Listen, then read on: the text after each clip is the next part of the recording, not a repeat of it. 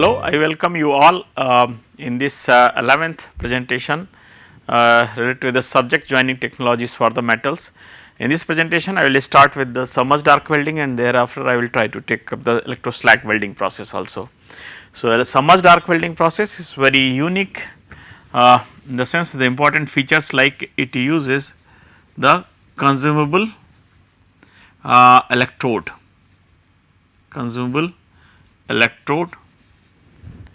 and the power source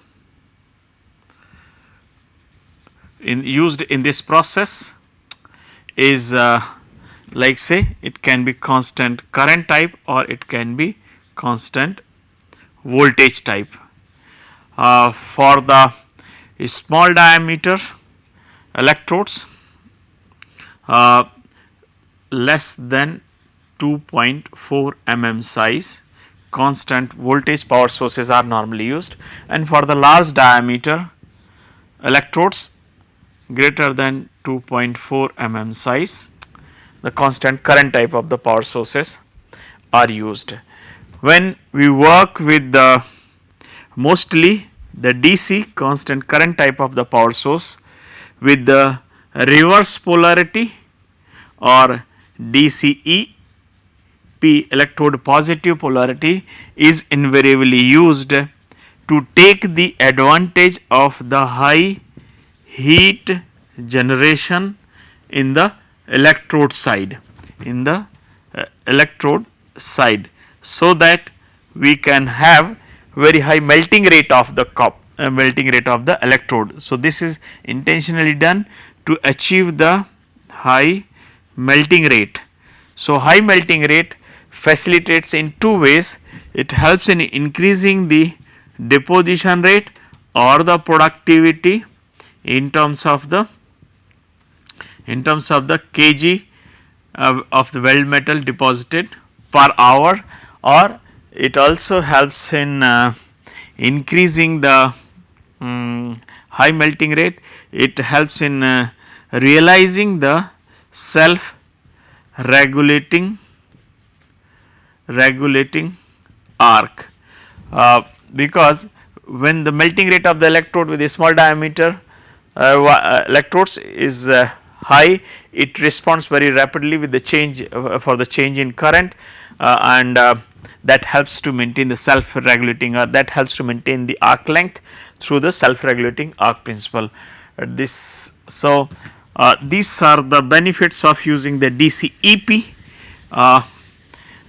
polarity in case of the submerged arc welding.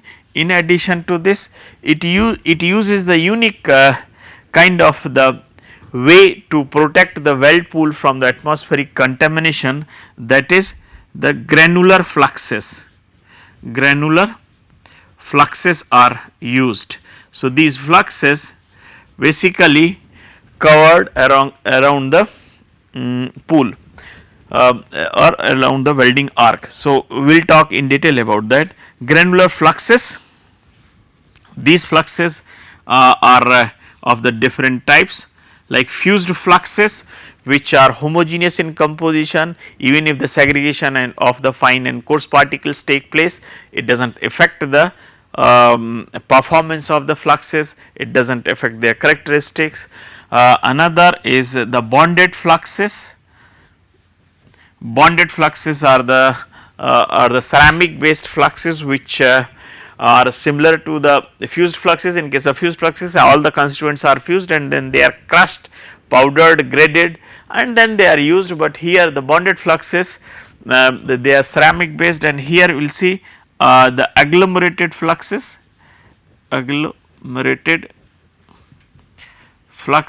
and mechanical fluxes, mechanical mixed fluxes and agglomerated fluxes. These are the four types of the fluxes which are commonly used.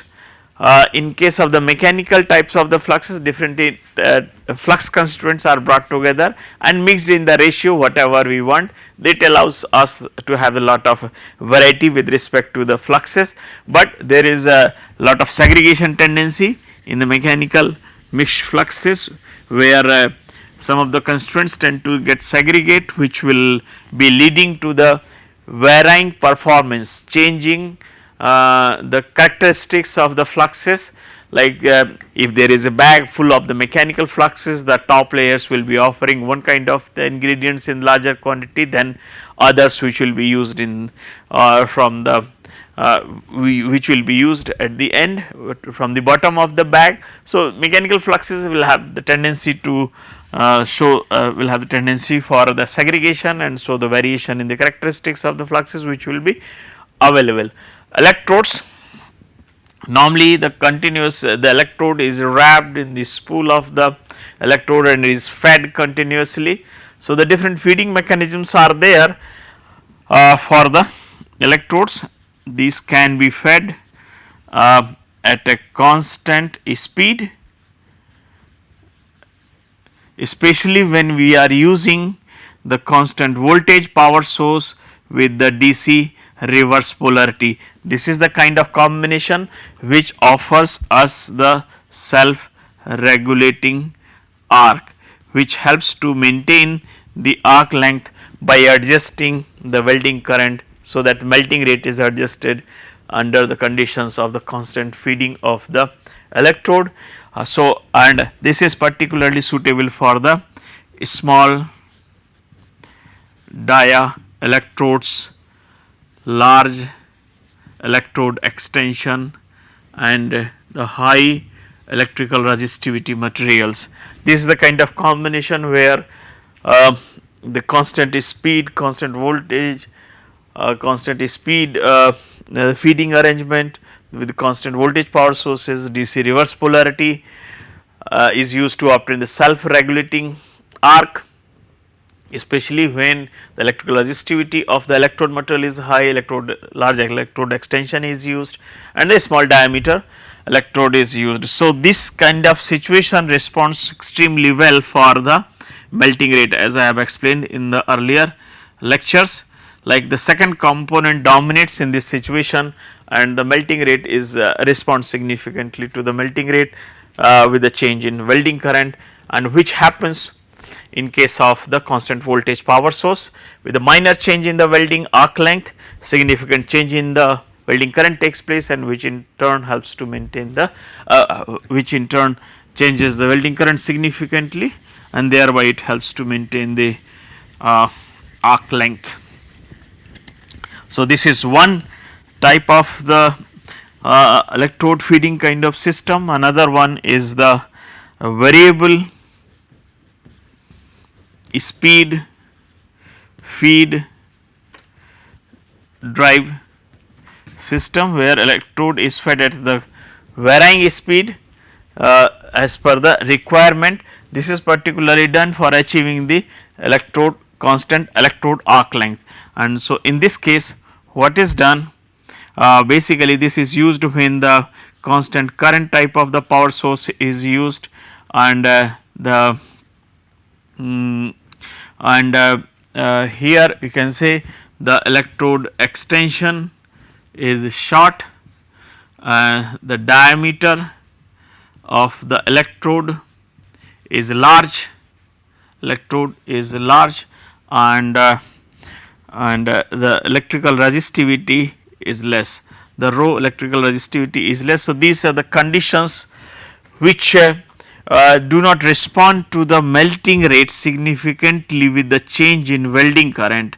So, to have the control over the arc length in this situation, normally the feed rate of the electrode is adjusted. Like say these are the feed rollers, and this is a workpiece. Here we have the arc.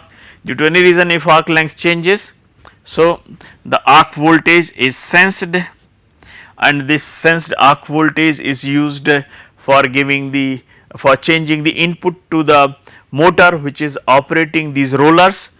If the gap increases,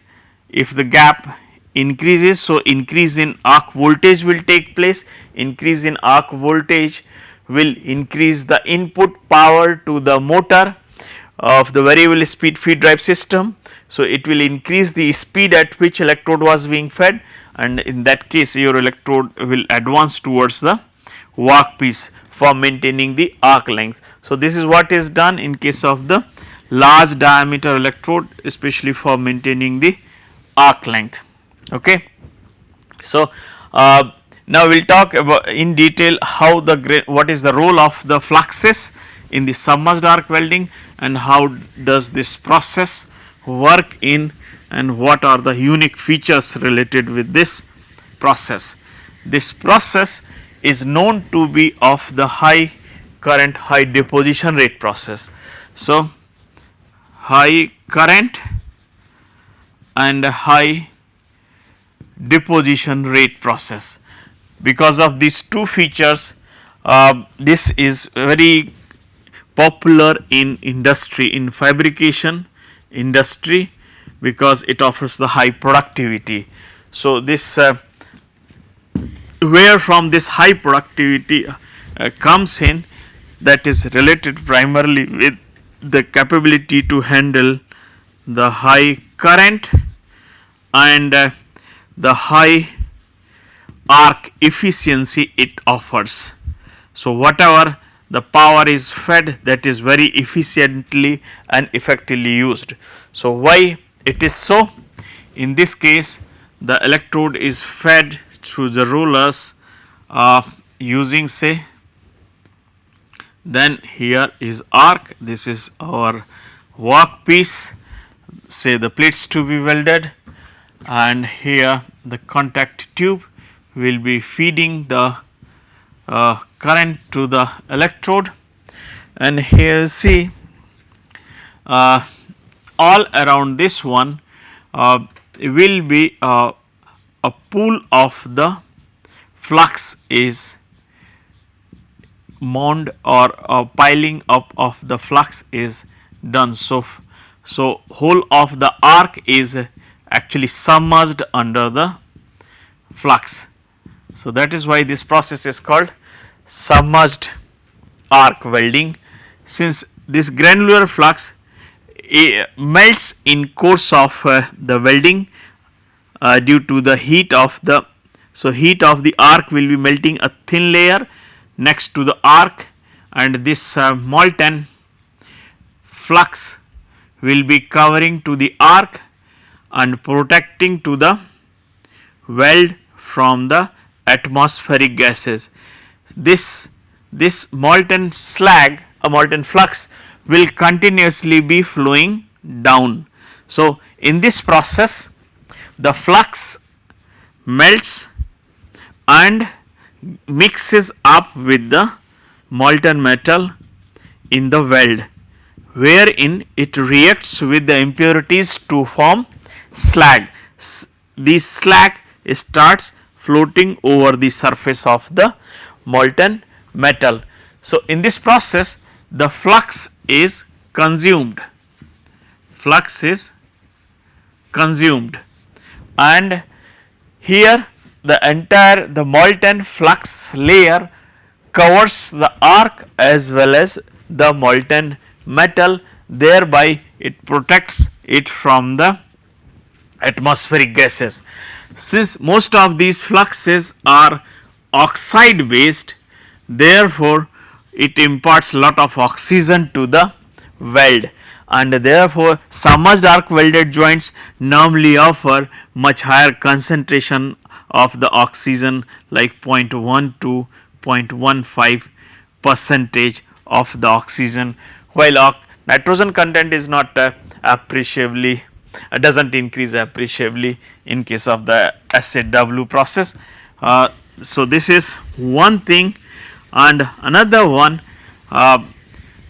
since the weld pool is not exposed in this case to the atmosphere, and weld pool is completely covered by the slag, say this is the pool, it will be covered by the slag, solidified slag, and then granular flux which did not melt in course of the welding.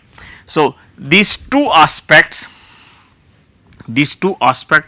slow down cooling of weld. This is one thing. Another one, since the use of current is high, high current is used in this process, which increases one melting rate. So, it increases deposition rate and it also increases the depth of penetration. So, these three capabilities make this process very efficient for the welding of thick plates, and therefore, this process is normally not used for the plates less than 10 mm diameter. It is invariably used for welding of thick plates. So, here you will see why arc efficiency, as I have said, it offers, and why only thick plates can be are generally welded using the submerged arc welding process. So, to understand the higher arc efficiency, what we need to see is that we are supplying the energy in form of the Vi voltage, means the heat being delivered to the welding arc is Vi, V is the arc voltage and I is the current, and how much portion of this Vi means heat of the arc or the power of arc is being used. That to see that, the part of the heat will be used for melting of the electrode and part of the heat will be used for melting of the base, and whatever heat is there in the heat of the welding arc is there, it is very much conserved by this molten layer of the flux. So, heat losses to the atmosphere is very limited, and because of this most of the heat being generated in the welding arc is used either for the melting of the electrode or for melting of the base metal. Heat losses to the atmosphere is very limited, and that is why this process offers the efficiency in the range of 90 to 95 or even higher than the 95%. So, this is one reason why it offers the very good arc efficiency, and since the process works with the very high current rating, and that is why it offers the higher melting rate, high deposition rate, deeper penetration, makes it suitable for welding of the thick plates. So, when normally it is applied when the plates of greater than 25 mm thickness to be welded. The plates up to like say the 15 mm thickness can be welded directly in single pass without edge preparation using the square groove. So, direct in one go the things can be brought to the molten state, true thickness penetration can be achieved for the welding purpose. And if we work with the smaller means thickness plates, means thinner plates, then it may cause melt through and lot of excessive thermal damage related things. So, thermal aspects, thermal damage related aspects, now I will talk as far as this process is concerned, and its limitations also. So, here we see some the data about the kind of current which is used in this process, like say diameter of the electrode and the current which is used, the welding current which is normally used in ampere and dia in mm. The diameter of the electrodes for SAW process and for the GMAW process are normally coated in case of the ferrous electrodes, means electrodes made of the steel, they are normally coated with the copper, so that the corrosion resistance of the electrode can be improved, they do not corrode, and improve the electrical current carrying capacity of the electrodes. So, see here for the 1.6 mm diameter electrode, the current rating used is 150 to 300. For 2 mm dielectrode is 200 to 400 ampere, and for say it's for 3 mm electrode it's 400 to 600 ampere. For 6 electrode, it is 700 to 1200 ampere, means with the large diameter, increase in diameter of the electrode is required if the heavier and thicker plates are to be welded. I will give you a very simple example here. If the thick plates are to be welded, thick plates will require much more amount of the heat for the fusion through the thickness, through thickness penetration, as well as much larger amount of the weld metal is also to be deposited. So, for that, for increasing the heat input, what we need to generate lot of heat. So, heat is not actually generated by increasing the voltage, but arc voltage, but it is simply by increasing the current. And to increase the current, we have to select the larger diameter electrodes. The large diameter electrodes can handle the heavier current, otherwise excessive I square RT heating can damage to the electrode, which will soften them and will the loss of their stiffness and rigidity can create lot of problems related to the uncontrolled metal transfer and the placement of the metal where it is not desired, etc. So, these as far as the welding current is concerned, these are the things. In this process, since the arc is below the flux, so we cannot see where actually the metal is being deposited during the welding, and if that is the case, so it creates a problem sometimes that weld joint is not successfully made, and the weld metal is deposited somewhere else. That is why if this is the weld line, then proper placement of the electrode is done, and through the welding tractor the proper guided welding torch is moved along the line of the weld. So, the metal is deposited at the place where wherever it is desired. So, this is one major drawback where we are actually not sure of where metal is being placed. So, we need to ensure first the positioning of the torch and the electrode, so that the proper weld along the suitable line can be ensured.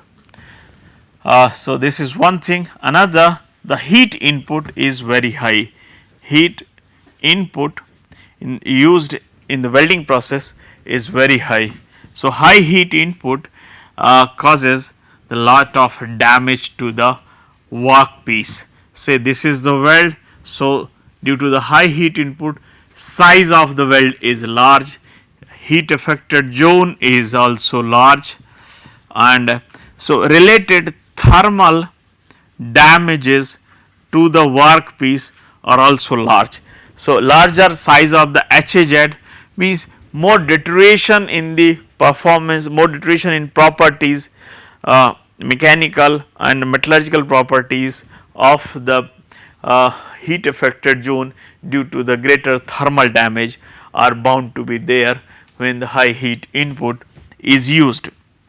So, this is one aspect. Another is larger size of the weld and larger heat affected zone increases the volume of the metal, which is volume of metal which is heated, which is subjected to the heating followed by cooling.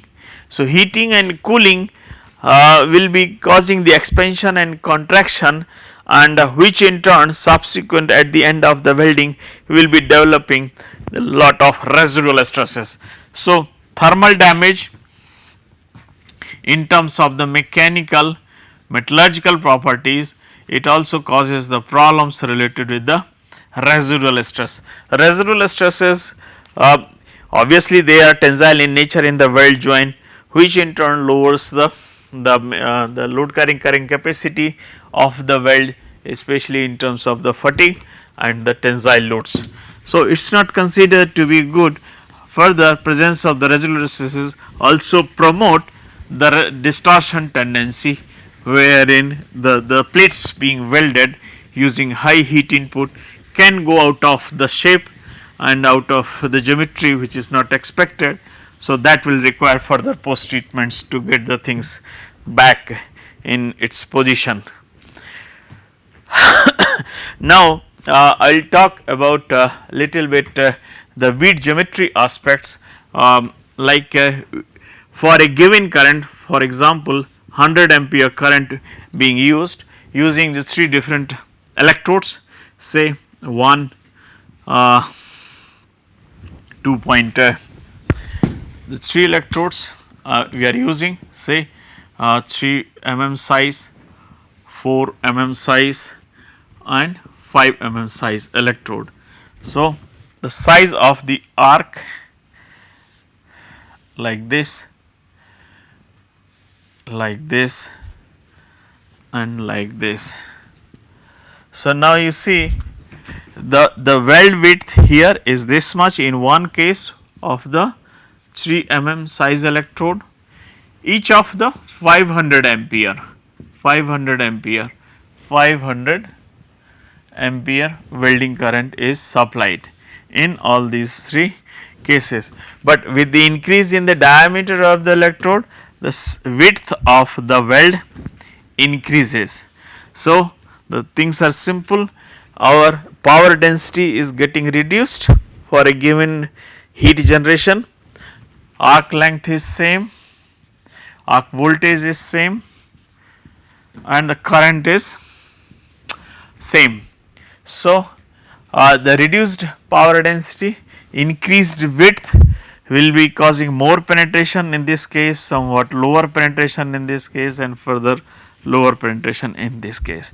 So, basically when the for a given value of current, when the diameter is increased, the power density decreases and the heat is spread and distributed over the larger area, and that in turn affects the penetration. We get much deeper penetration for the finer diameter electrodes as compared to the large size electrodes.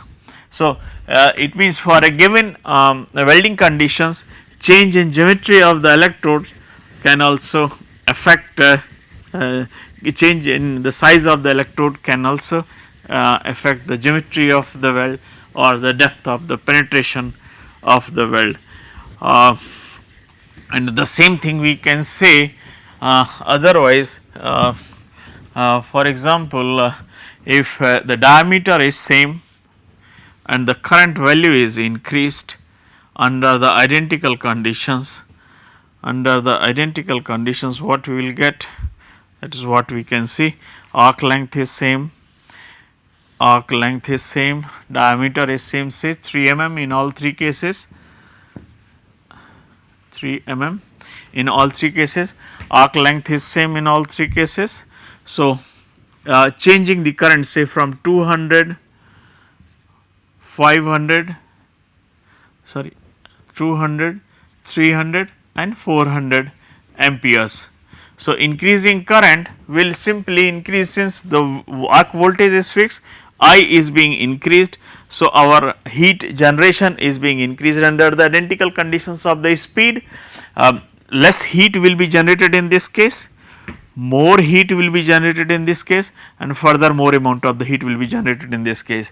So, this will simply increase the area of the weld linearly, and depth of the weld also increases under the identical conditions. So, if we just try to plot here the welding current and the weld cross sectional area, then this relationship initially is found to be like this only, where increasing current directly increases the cross sectional area of the weld due to the increasing heat input, increasing the volume of the base metal which is being melted, and that in turn will increase the volume of the weld.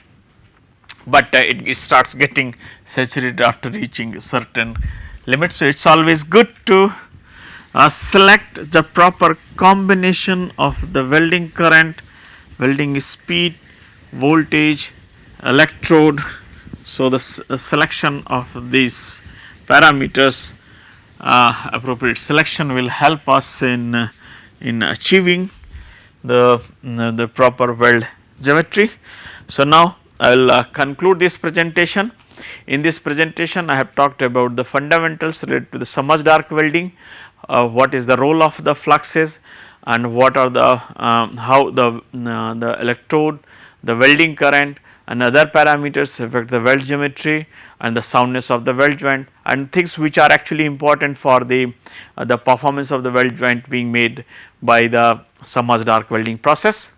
In the next presentation I will talk about the electro slag welding and electro gas welding process. Thank you for your attention.